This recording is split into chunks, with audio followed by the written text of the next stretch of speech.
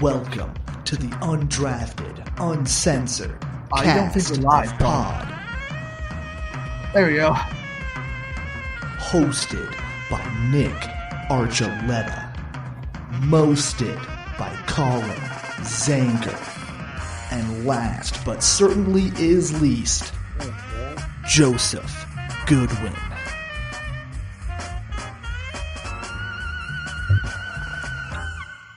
Welcome in, everyone, to the Undrafted Uncensored, a part of the 80 Sports lifestyle thing. I lost my train of thought. I don't know about you guys, but we have to really sit down and have a discussion with Detroit. I was starting to plan my trip this summer, thinking maybe I want to hit Detroit as well. And when I can't find a hotel for under $300 in the murder capital of the world, we have some issues. I found my hotel no problem. Yeah, it's because you work for a hotel. There's perks involved here. Yeah. See, I don't work for a hotel, so I have to think outside the box here a little bit. You know, well, don't try and put the city of Detroit on blast. You might get blasted. You might get blasted for doing such a thing. Oh, that's why I'm staying downtown, because I know I'll be safer there. Well, I do have to go to the game though. I'm still gonna put them on blast. I don't care. As long as I don't end up near 8 Mile, I'm fine. About mile 4 is probably where I'm gonna get tired anyway. You know, Nick, if you had one shot, we're not gonna be quoting any of that, but I will say before we go, a 21st century poet. Sad day in country music. Toby Keith passed away. I'm not a huge music guy, so I'll let you two artist guy. Well, I don't like country music at all, really. I just think Toby Keith was cool and he was funny, and he was just like a cool dude. I had friends who were Solo country. Cup? Exactly, Red Solo Cup. Didn't he do the "I'll never smoke weed with Willie again"? Yep, never smoke weed with Willie again.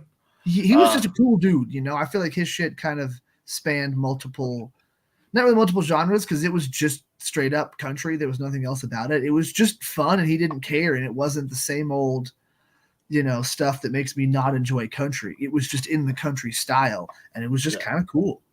Yeah, the songs got played at multiple venues for different things. You mentioned some at Solo Cup and Never Smoke Weed with Willie Again, and huge artist. And you know what you thought was a bounce back for him. I think it was stomach cancer. Thought he was bouncing back, but he, unfortunately passed away. So really a music icon, definitely in country music, but famous all around for multitude of things. But just wanted to talk about him for a moment. You knew him for his bars and restaurants that were opened up. I know we had one over here in Stapleton a while back, Northfield. That was actually where I got to go see Aaron Lewis play. Okay. They always had live acts. Yeah, they did. I did.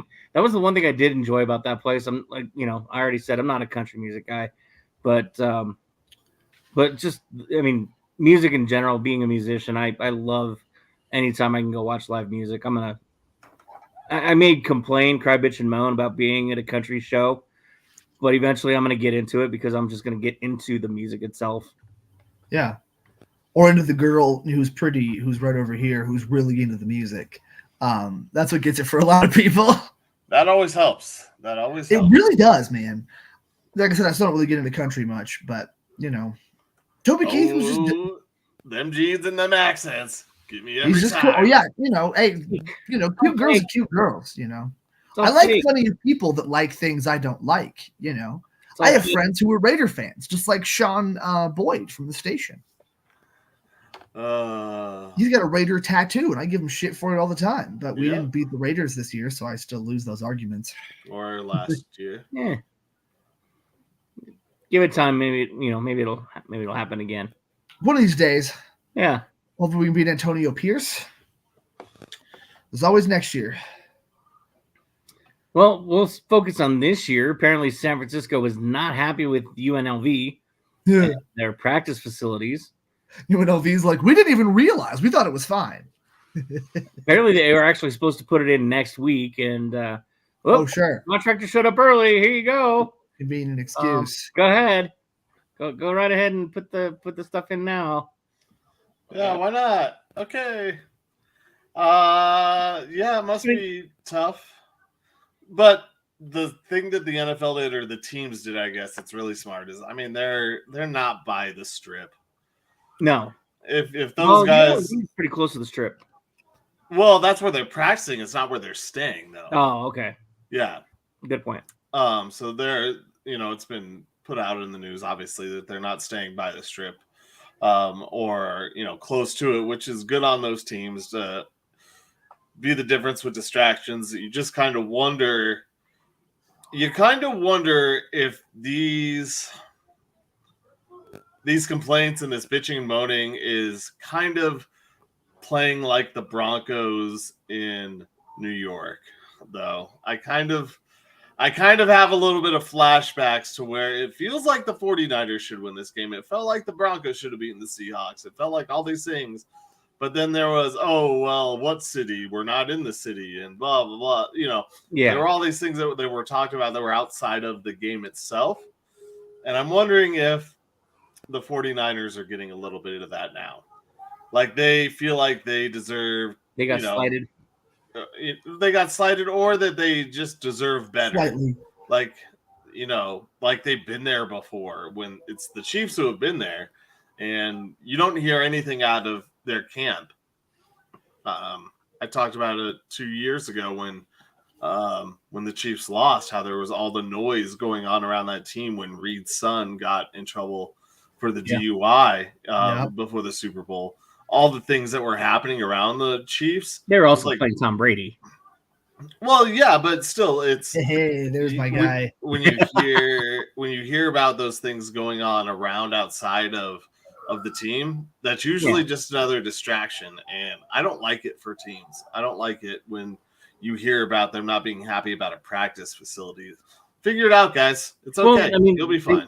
They basically said, we don't, forget it. We don't care. We're just going to stay here anyway.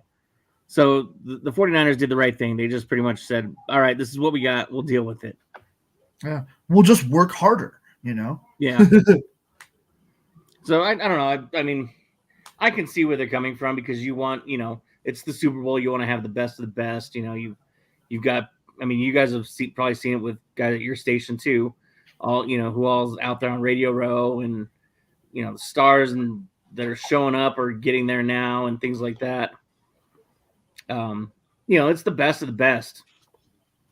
Everybody's putting their best foot forward, and as a team, you want to have the best practice facility you can, and you would think, a college campus would take care of you, and it is what it is. Why the Raiders allowed the Chiefs on their practice facility, by the way, beyond me. I don't understand it at all. Yeah, like, why are the Niners the ones getting slighted here? Why are the Raiders not like? Well, it just doesn't feel like the same Raiders, Like, I have nothing against Mark Davis, and that's kind of the problem.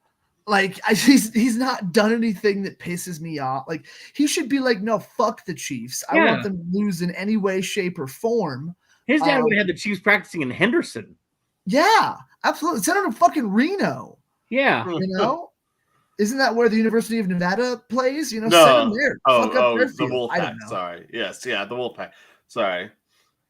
Yeah. Yeah. He would have them like flying in every day instead of busing in. Yeah. Because it's so much more inconvenient. He probably would have sent him out to the Bunny Ranch.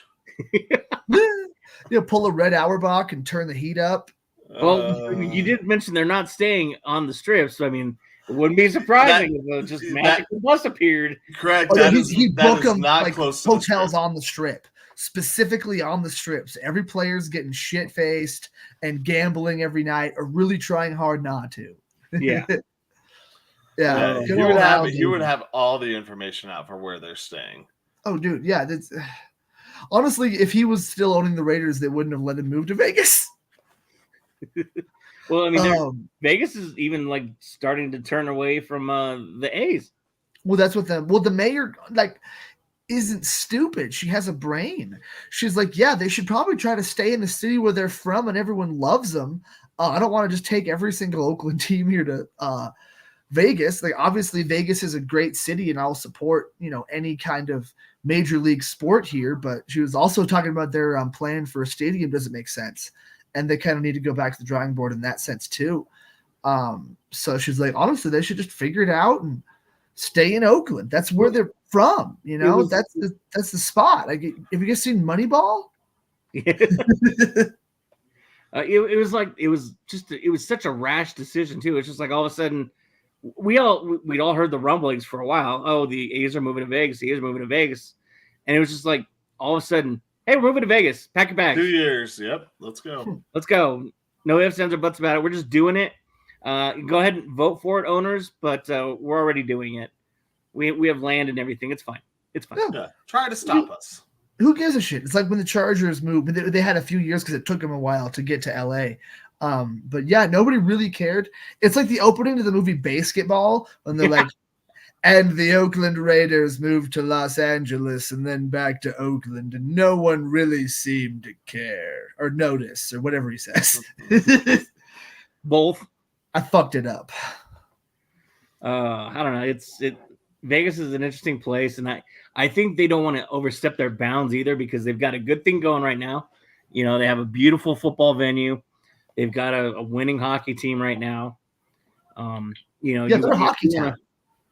You want to ease yourself into some of these professional sports because you're the entertainment capital of the world right now. You want to go see sports? Go to Vegas. You want to go see a show? Go to Vegas. You want to see whatever? Go to Vegas. You want to gamble? Go to Vegas. You want to drink until 3:00 in the morning? Go to Vegas. There you go. You know what I would love is if is baseball talking about trying to expand? Like the NBA is considering. Because I would love that if they just gave Vegas an expansion team and then the A's had nowhere to fucking go. Nah, I think they've got their cities already picked, but that would be funny. I would love that a lot, but no, the NBA is thinking about it, so the cities are probably just going to be Seattle and Vegas. Bring back the Sonics and the Vegas Silver Knights, the Red Knights. I don't know why the color for the Knights seems to be important, but it's golden. All right, the Golden Knights. They'll have the Crimson Samurais. Yeah. The Blue Vikings. I don't know. All right, Colin, let me throw a question. Green Berets. Will Kyle Shanahan's legacy be defined by Sunday? No, it's defined by 28-3. Defined, no. Because he still has plenty of chances. I believe he still has a lot of chances to get back. This isn't where he's labeled a Marty Schottenheimer? I think. No, he's already way better in the playoffs. Schottenheimer didn't make it to enough Super Bowls because I don't think he ever made it to any. He did not, and he wasn't the head coach. Granted, he was the offensive coordinator when they lost the 20, the lead to the Patriots. But he also he's taking a team that has the very Mr. Irrelevant at quarterback. And as well as Brock Purdy has played and as good as he's played, you still sit back and that will be the reason why things didn't go well because, it'll be twisted. It'll be twisted the way that, if he doesn't get back, that this quarterback wasn't the guy who could run his full offense, that he couldn't do all the things that Shanahan wants him to be able to do. That's how I think it'll get twisted. If he doesn't, if he never gets back, then yeah, of course it will. But I think it's still so early in such a promising career that I don't think you can say it defines him, but it could haunt him for a lot of years, a la John Elway never winning one. Or even Dan Reeves, it could be a Dan Reeves type of situation a lot more than maybe, I guess, John Elway. But I think him as a coach will be able to lead another team to a Super Bowl again because he is innovative and he's also shown he has the ability to adapt to the NFL. Whether it's losing one of your guys mid-game, sometimes he's a little slower. but he's got so much talent on that team that it helps that he's able to adapt. Like it helps him to adapt. So no, not yet, but yeah, he's in territory of getting in Reeves' area, where Reeves might not be a Hall of Famer because of it. Well, but I mean, Reeves, I think, was a little bit different. Shanahan would have to be fucking it up himself, like Reeves always did. Like Reeves would just get so conservative and just kind of shut down. Schottenheimer would do the same thing. They would just, it was almost kind of like shortening the rotation in basketball, except they would just shorten the playbook and just run the ball and try to play the clock game. And it was just like that wasn't necessarily the best way to do it for every game. That's why Elway had to bail out the Broncos so often in the fourth quarter. So I feel like Shanahan would have to be more at fault as a head coach because, like I said, 28-3, he was the play caller. So he just did not run the ball, and that I think has haunted him. And I think he's learned from that. He's realized that you still need to run the ball when you're ahead to keep your lead. That's why he was so good with a lead as a head coach. And sadly didn't have a lot of comebacks until recently. All of a sudden they figured that out, which is awesome for them. But no, I think he would have to somehow screw it up, go for it on fourth down when he don't have to. Dan Campbell. And I love Dan Campbell, so I think he'll be fine. I think he just went a little bit too hard, and I think he realizes that. I think he's too smart not to realize that. So I'm just projecting, but he better fucking realize it. But I think he does. But no, yeah, I don't think Shanahan will be quite Reeves-esque. It's almost like early Andy Reid with the Eagles, how they never quite got there, but they were so good all the time, and they were constantly in the conversation. Honestly, that's now I think about it, because they went to so many NFC Championship games in a row, similar to the Niners. So, yeah, I think he's more in that range because he's too good. Dan Reeves got in his own way and didn't want flashy, super talented players. He wanted guys to run his system. And, the only flashy, talented guy was, of course, fucking Elway. Huh? That sounds familiar. I know, right? Yeah. So I feel like that's what it would have to come down to. But also, he keeps having this kind of shit happen to him. It's going to keep haunting him. People are going to keep bringing up, like I said, the 28-3. I think they maybe could have ran the ball more against the Chiefs when they lost that Super Bowl, but that was just, I think the Chiefs was better is really all it was. They were just, Jimmy Garoppolo is your quarterback, and, crazy shit has to go your way, and it just didn't. And I kind of feel the same about this game, but with McCaffrey and Debo and Brandon Ayuk and Kittle, I feel like they have a better shot of being able to do stuff with Brock Purdy. And if their defense can hold Mahomes and the Chiefs offense, which most playoff teams have been able to, but I don't know, man, any given Sunday, just like that movie, any given Sunday. There's I don't know if I think I forgot to send this to you guys. Found a video the other day after the end of the Super Bowl, when the Chiefs beat the Niners, and it's just focused on George Kittle. And he's just standing there and he says, "We're going to be back here, and this is going to be ours." Basically, he stood there and watched that celebration take place in front of his eyes so that he had that fire when this Super Bowl comes around. Well, so did Stephon Diggs against the Chiefs. Yeah, Stephon Diggs is something different. Like, I mean, I get what you're saying. I get what you're saying, Nick. But this is, I mean, for a Shanahan question, yeah, it's going to be a part of it. It's always going to be part of it until he wins one. Mm-hmm. It was always a part of Elway's legacy until he won one. It was a part of Manning's legacy too. Took him 9 years. Mm-hmm. So, but even if you look at some of the other games, I mean, the 49ers could have lost to the Packers. I mean, they actually could have lost to the Packers. Yes, they should have.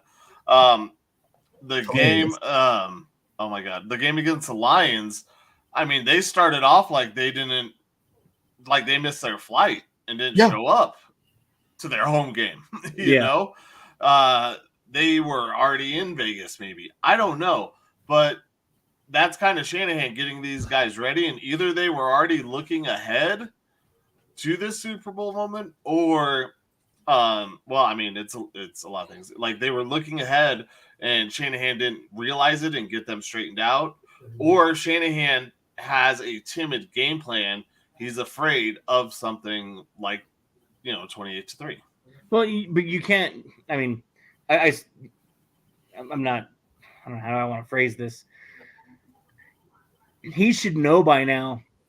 You can't go in with a timid game plan. You have to go out there and be aggressive, especially once you reach this part of the season. Because if you spell the word aggressive out right now, I swear to God, the next time I see you, I'm gonna slap you in the mouth.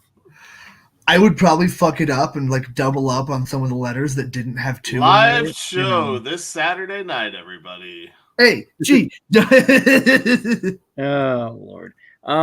I mean, he should know at this point, though. I mean, do you think his dad talks to him at all about the potential in this game right now? Like, okay, you lost your first one.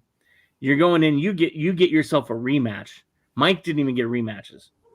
Mike won both of his. Packers, yeah, Mike got the Packers and the Falcons. Mm-hmm. So Vikings, that would have been so at good. any point, do you think Mike's been in Kyle's ear at all? Like, tidbits of advice, or do you think this is dad just letting his son do what he's good at?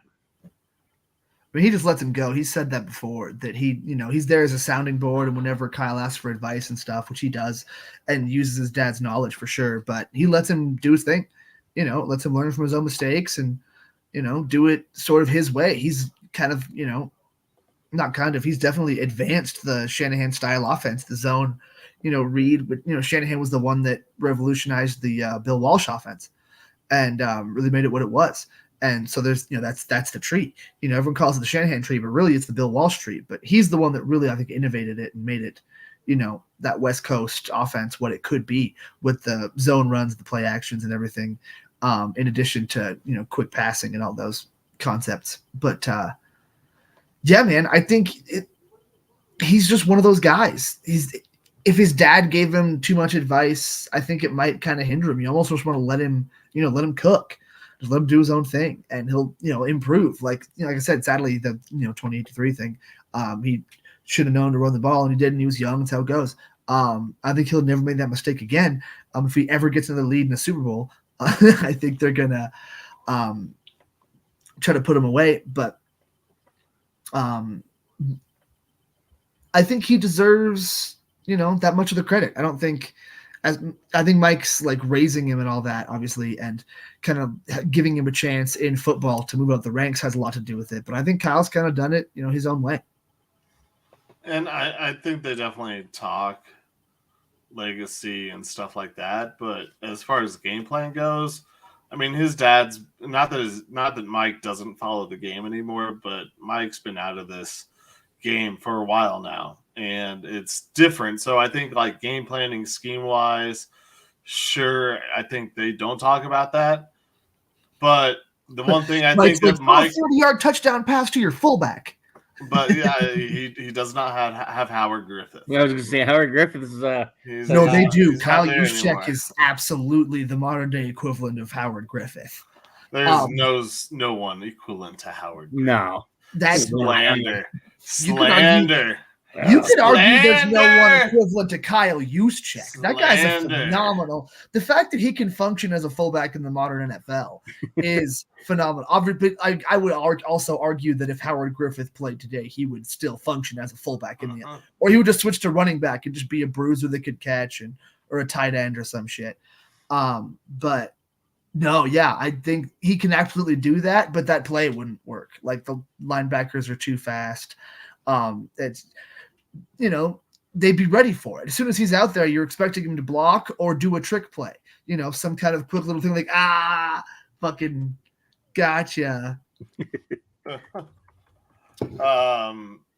Yeah, he probably just talks about him continuing to stay on it and pour it on teams and not take the pedal off the metal. I think that's the only thing that he might talk about schematically wise is that you don't give any team a chance to come back on you. Yeah.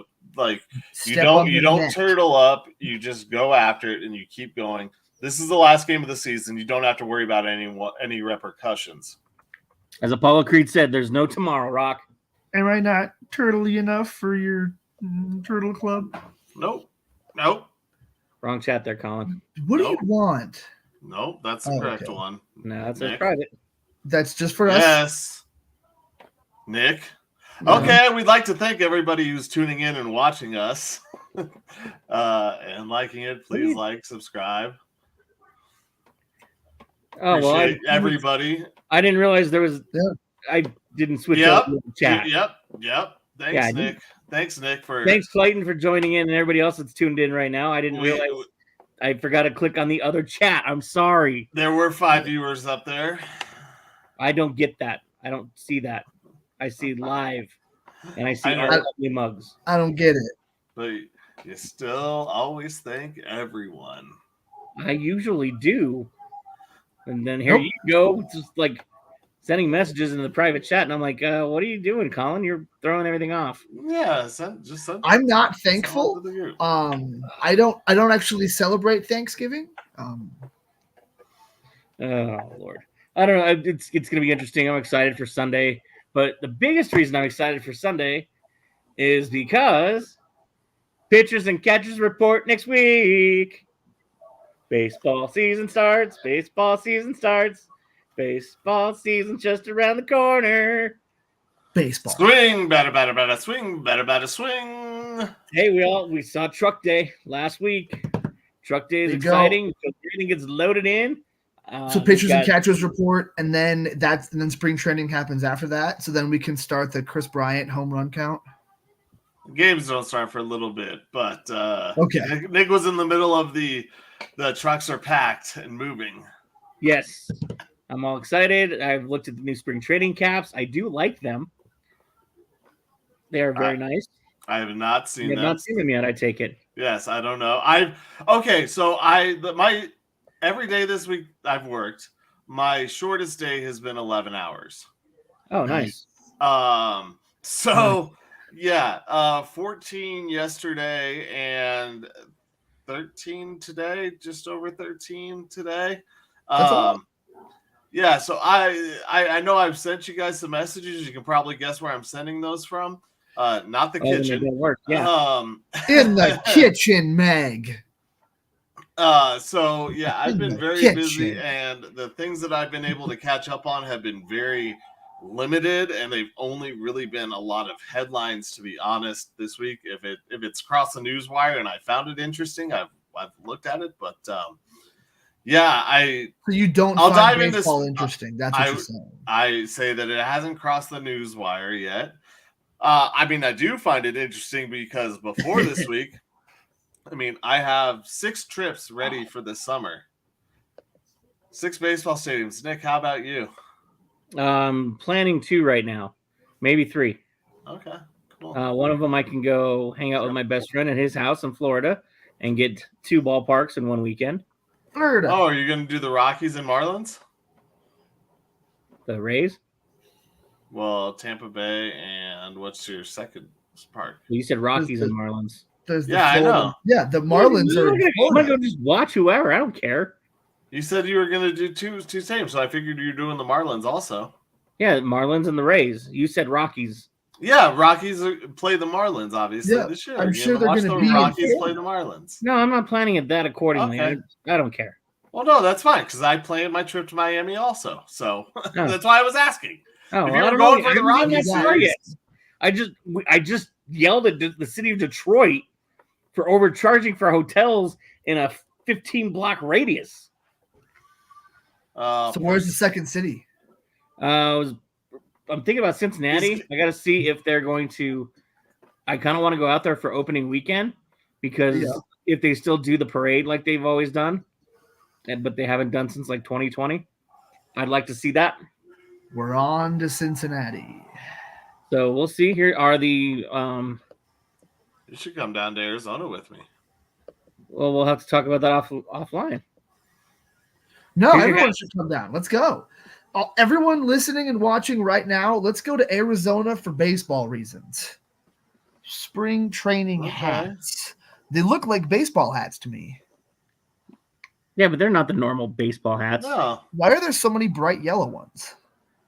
because there's a lot of teams with yellow. There's a lot of teams who added yellow into their scheme. That feels like too many. Which one is the purple one? There it is. I'm like, which one is the Rockies? Oh, duh, the only purple dark one. Purple.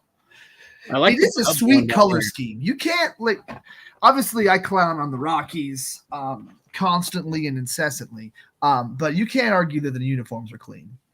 They are, the especially the pinstripes. Yeah. They're getting rid of their vest tops, by the way. Yeah, no vest tops. That's stupid. We don't get any. We don't get any Schmedian pictures anymore.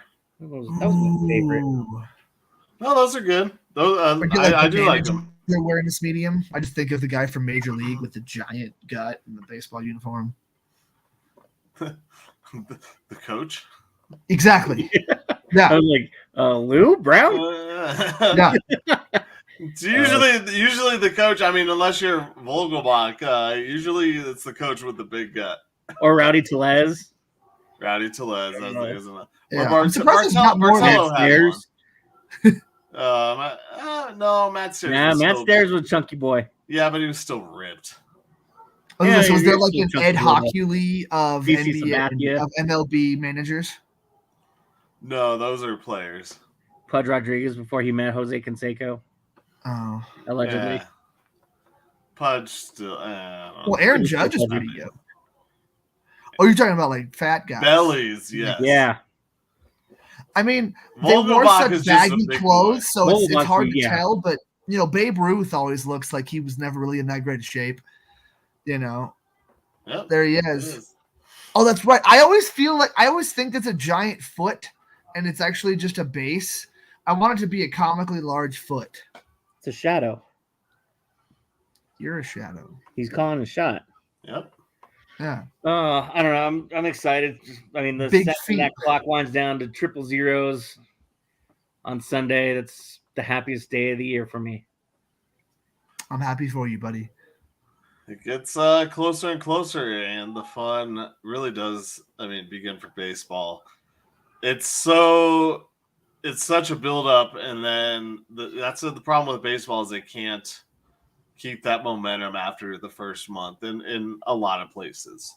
Well, actually, you know what? I did see something, though, about speaking of momentum. Are they going to have an in-season tournament? No, but they're going to allow MLB players to play in the Olympics in 2028. Good. Cool. So the MLBPA has to approve it. So we're going to dominate the Olympics now in another sport. Hell yeah. Olympics will provide insurance coverage for the players when they play.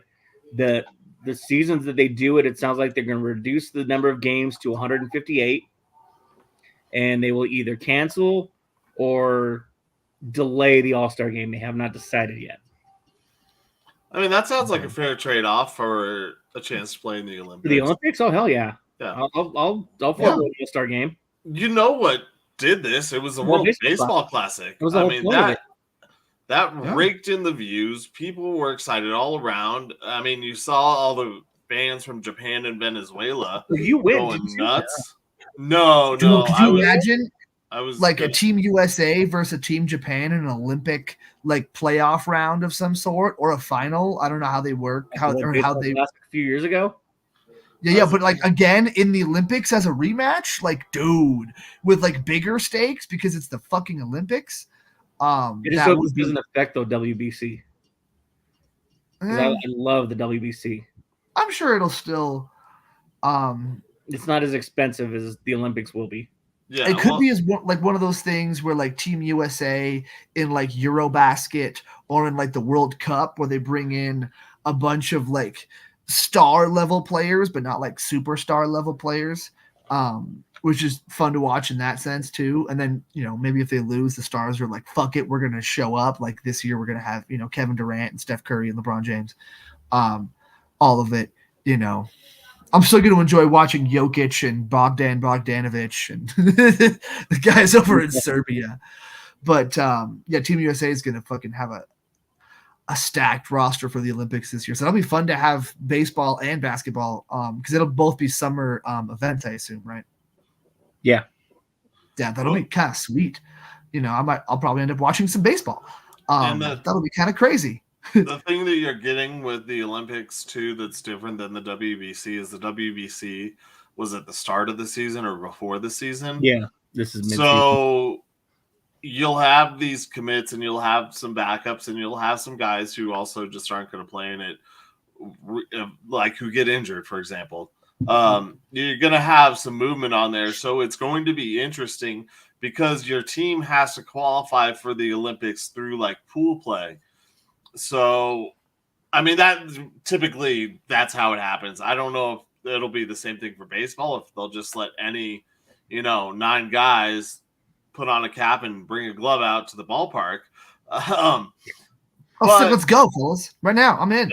Yeah, I mean, I'll play for Team USA to get us qualified. Yeah, I got a Team USA hat right now.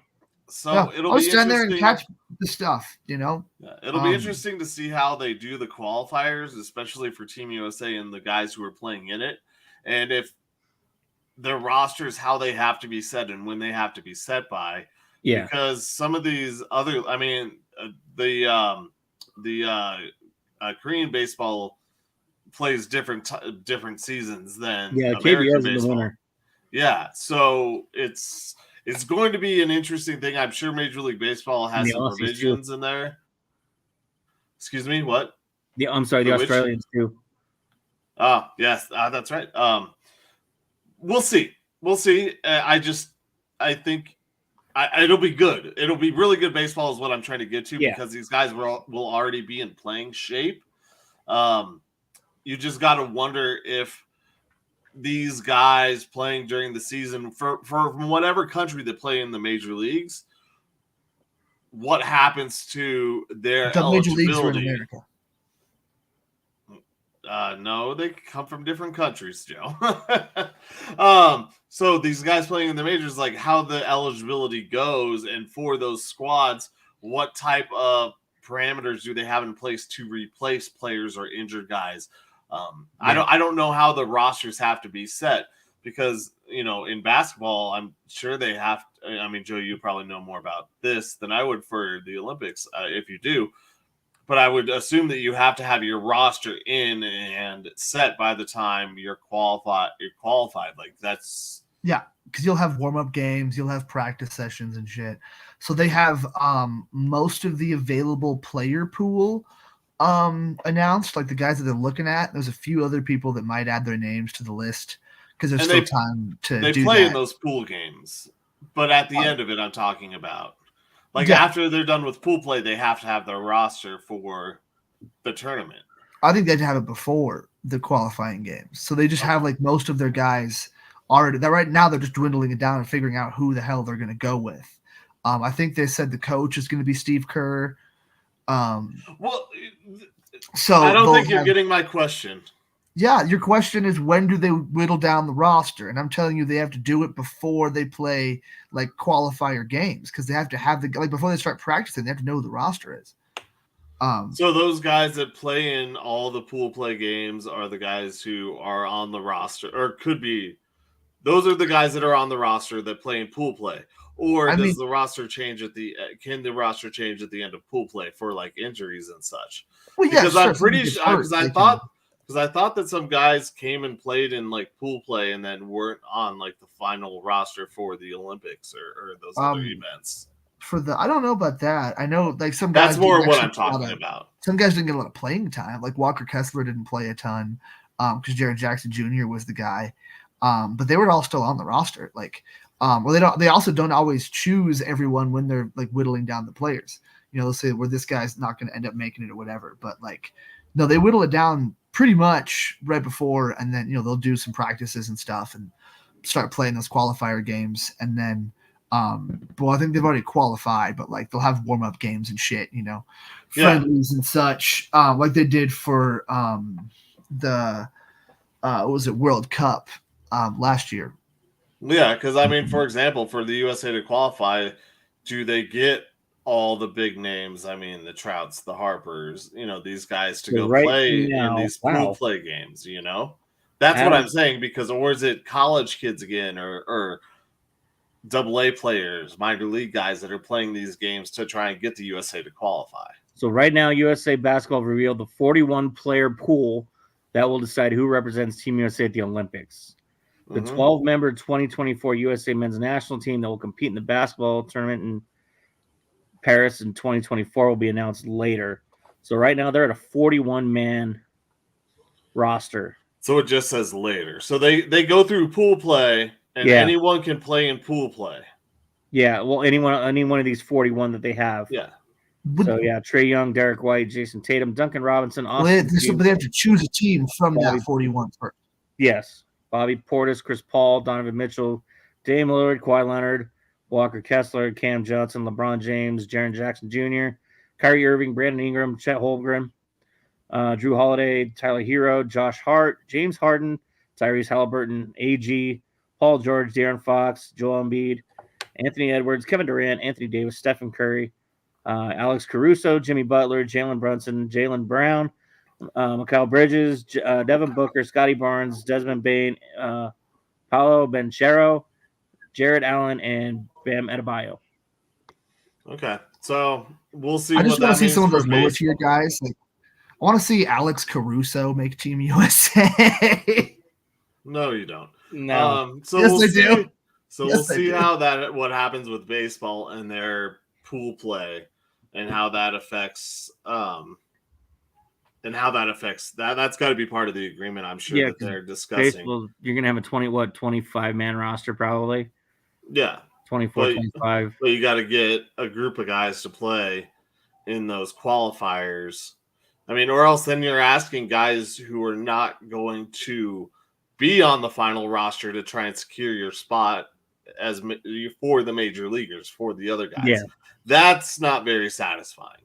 Yeah. I mean, it's an accomplishment, but also it's kind of a slap in the face, like, hey, we got you here, and then you get all the glory at the Olympics type of thing. So at least they have these set, but you got to have guys who buy into the pool play. It sounds like if it's the same rules for baseball. Yeah.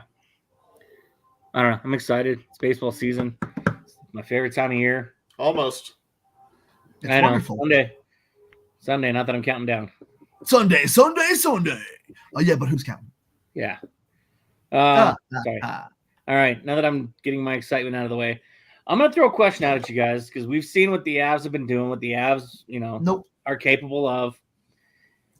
And obviously they still need help on defense. And with how bad the Sabres have been playing and how good he fits in and the fact the Avs need defense help, should EJ be considered to be brought back? I mean, yeah, you always got to consider it, especially if you have the assets to do it, that you're like willing to get rid of that kind of, fit that. Like you don't want to give up guys that are too integral to your core that you already have, but at the same time, you need more defense, like you said. So you want to be able to, or can you give up a later draft pick or something maybe that you might not have needed to use before? I don't know. But yeah, I mean, and right now all those kind of trades need to be considered. I don't know when the NHL trade deadline is. The NBA trade deadline is going to be tomorrow as time of recording, which I'm sure we'll get into here in a little bit. But I don't know, man. I feel like they're going to consider a whole bunch of cool stuff, and I'm excited to see. And I would love it if it was a guy that we already knew and we're familiar with, and like March 8th. Know what he can do and what he brings. And he's going to show up and he's going to hit people and he's not going to have teeth. And that sounds great. Yeah, you just said it. March 8th. NHL trade deadline is always late. It feels like. Yeah. Basketball one should be. Which I'm okay with. Yeah, no. I like it being a little bit later. Yeah, I mean, it really depends, kind of like Joe said, on what you're giving up. Because we all know, we said it last year, EJ isn't long for the NHL, but having another reunion run with the Avs would be good, and I think he could help to stabilize some of the defensive miscues that these guys have had and continue to teach the guys. Some of the guys might regret not learning all they could have from EJ while he was here. Yeah. And bringing him back might be a sign that these guys realize they don't have long to learn what it takes to be, a 20-year player in the NHL. And so EJ can teach those guys some of those things, and they might be more prone to listen.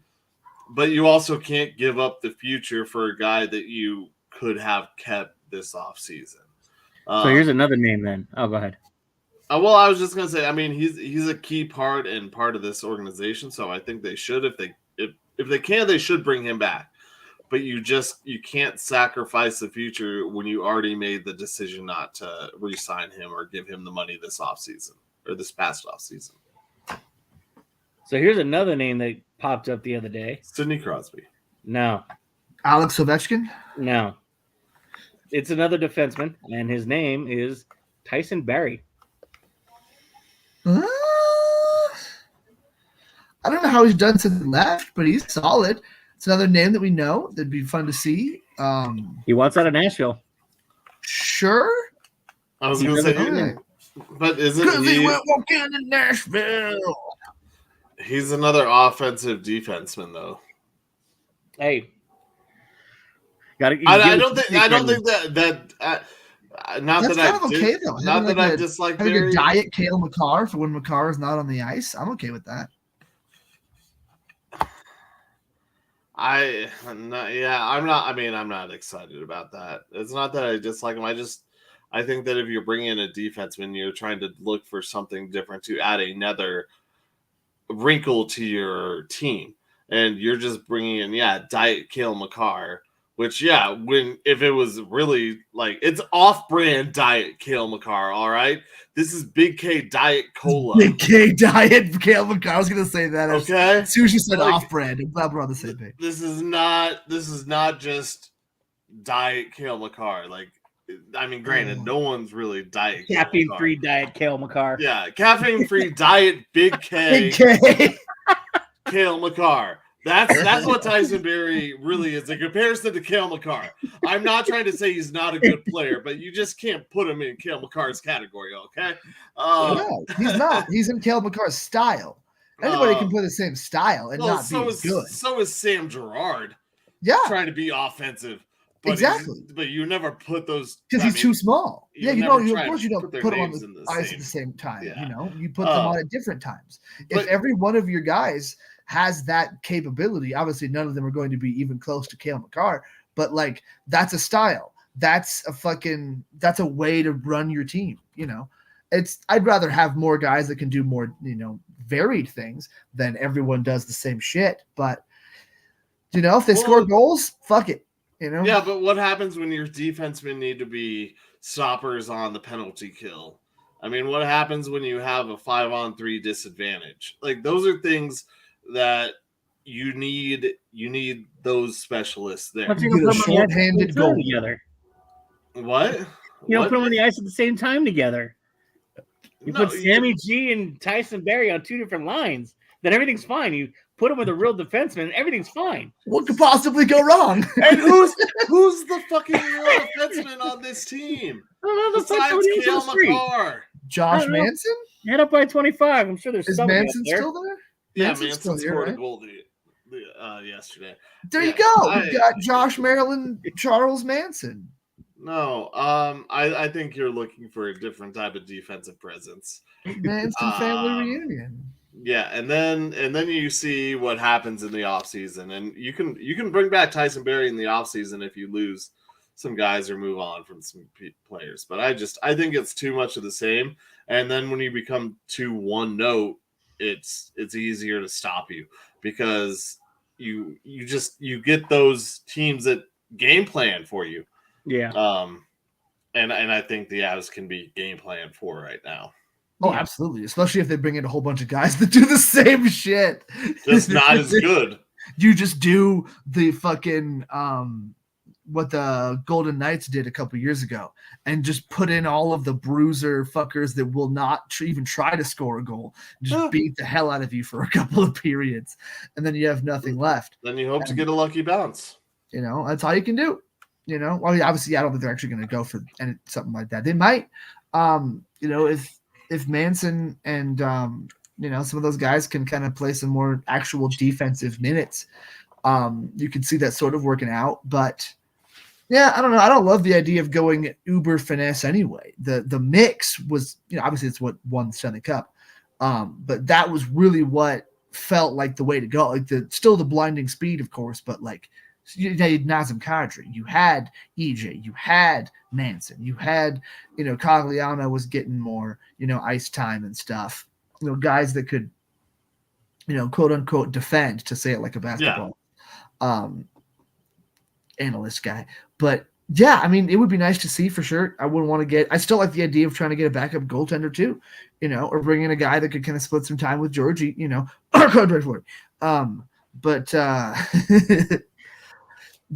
yeah, I would prefer definitely a kind of a more bruiser type guy. Here's a thought. What about Eric Johnson? I'm kidding. Well, I mean, you reminded me of it. I forgot about it. Joe, real quick, we'll just jump into the Nuggets since the trade deadline's tomorrow. What are your thoughts? I would like to see maybe just another depth piece, something that like kind of like Colin and I talked about it. I think it was the last pod, about how Reggie Jackson wasn't necessarily a piece for last year. He was more of a piece for this year, even though he was brought in last year. But if somebody had gone down, he would have been there kind of as a reserve. I feel like the Nuggets are not necessarily top heavy, but top 8 heavy, where, you're looking at Julian Strother, you're looking at Zeke Naji, you're looking at Jalen Pickett or Colin Gillespie, if you have any issues with any of these guys. So it'd be nice to bring in a defensive forward maybe of some sort, so that Peyton Watson doesn't have to do as much, or more of a wing guy that can take some time from Christian Brown's plate. Or if any of those guys go down, you'll have guys that can come in and give you quality minutes at whatever position. The Nuggets were linked to Monte Morris to an extent, but he just got traded today from the Pistons to be the backup point guard for Minnesota. So that's actually going to potentially be something the Nuggets see in the playoffs, is Monte Morris running the bench unit for the Timberwolves. I'm fine with that. Good for him, huh? I'm fine with that. Yeah, I'm a little sad. I like Monte. He would have been a nice little guy to bring back in to have around, but I don't really want to mess with this core too much. Just somebody that you could count on, but you don't have to see. I guess the best minutes getter would be DeAndre Jordan. But he's almost a minutes getter at this point, so that'd be kind of cool. There was talks of like Dario Saric potentially being brought in as a backup big to get a little bit more backup big minutes. But I don't see the Nuggets going after any of those, bigger free agent guys of like DeJounte Murray or D'Angelo Russell. I think is off the table now. The Lakers kind of like him from what I understand. They might not be looking to trade him away, which is, I think, hilarious. So yeah, go for it. Don't trade D'Angelo Russell and see how that works for you in the playoffs when teams with good point guards just attack him constantly. But sorry, what do you say, Colin? No, I was going to say, I think the Nuggets stay pat when you're going through those names. The only thing that the Nuggets should do here, you hope and pray that the starters stay healthy. Yep, knock on wood. And you said it at the start, the Nuggets have a solid 8, and that's all you need in the playoffs. So if you are going to bring in anybody, it's just a guy to fill minutes during this end run of the season. And I think they honestly have the guys on this roster to fill those minutes, and guys who deserve those minutes. Yeah, absolutely. And you don't have an issue like last year where you have Bones Highland being a dumbass and a quitter. You don't have those types of situations that you had last year sitting there in problems. We knew there was a problem on this team last year. This year, there isn't a problem on the team. So I think the Nuggets stand pat. And yeah, you could say these other teams are getting better, but I think the Nuggets are staying better because of chemistry than other teams adding players. We saw what happened when Kevin Durant came over to the Suns last year. Yeah. Like it was a clusterfuck. We all knew it was going to be to begin with. Yeah, I mean, and they did it again, bringing in Bradley Beal. And that's been a flustercluck with Bradley Beal. They haven't been able to get everyone together, and he did go off in his return to Washington, which is really cool for him to see. Because I have nothing against Bradley Beal. I'm also not scared of him. So, but yeah, no, I would. I don't think that Zeke Naji is a problem like Bones Highland, but I feel like he is a player that would be addition by subtraction. If you could turn him into just anything useful, because right now I think he's not that, and you could conceivably just not care and move on. And hopefully somebody else thinks, you know what, fuck it, we'll give him some minutes, and maybe he turns into something. Send him to Detroit, send him to Memphis, Charlotte, somewhere that doesn't give a shit this year and is just going to play a bunch of dudes.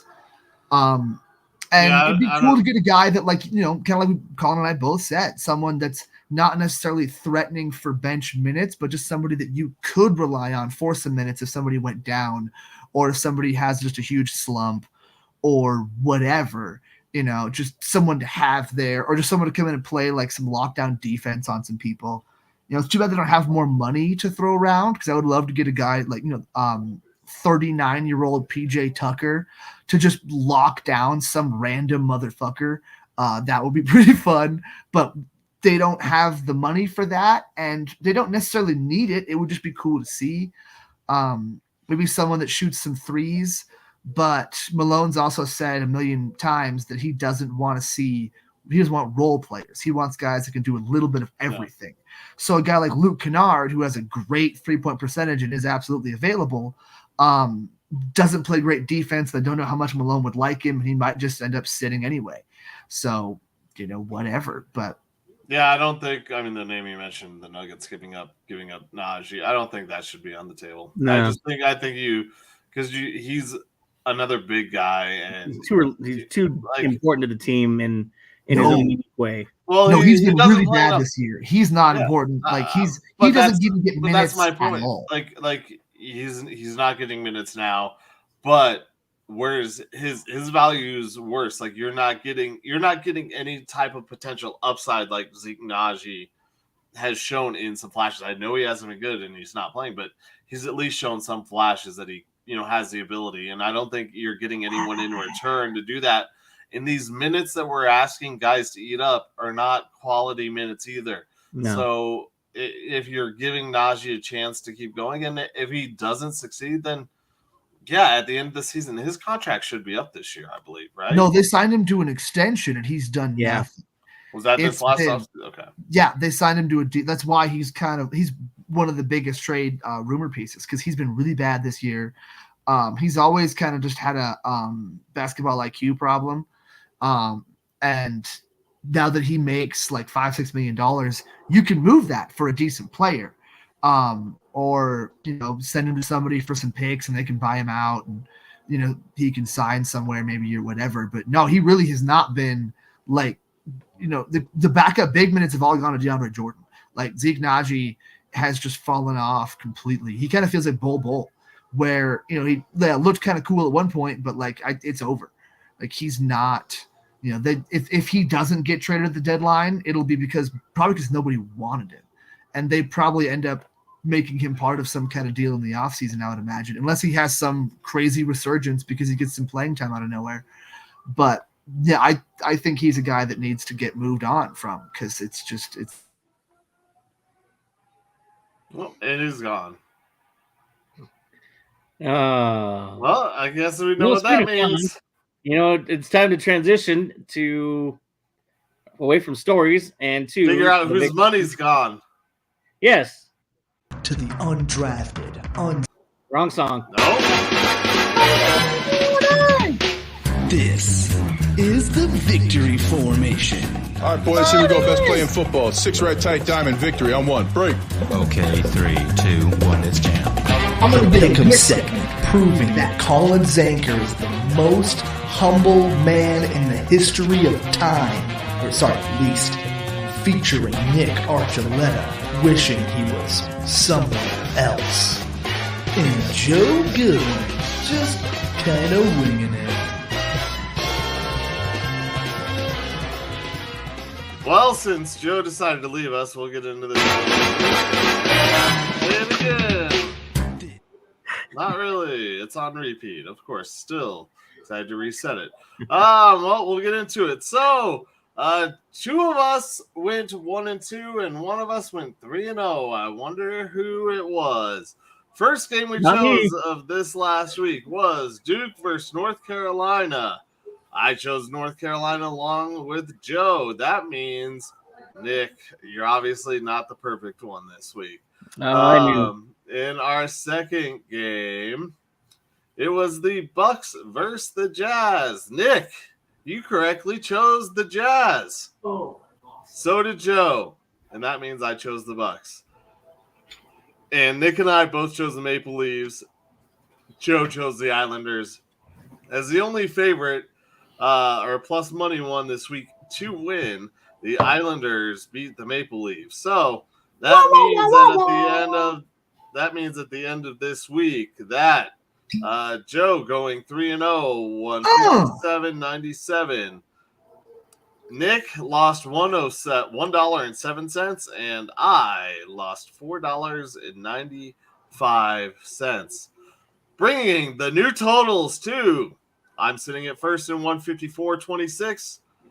We have a new player in second. Joe with the $57, the perfect week, the sweep, moves into second by 28 cents. So Utah beat Doc Rivers in Milwaukee? I'm shocked. Yeah, they did. 57.97 brings you 106.42, 28 cents ahead of Nick, 106.14. So 3 dimes, really? Three dimes. It all counts and it all adds up. Yep. And since we're at that hour mark, we'll have a new set of games for this weekend to pick. 28 cents. And we're gonna start adding in a few random things since baseball season is up.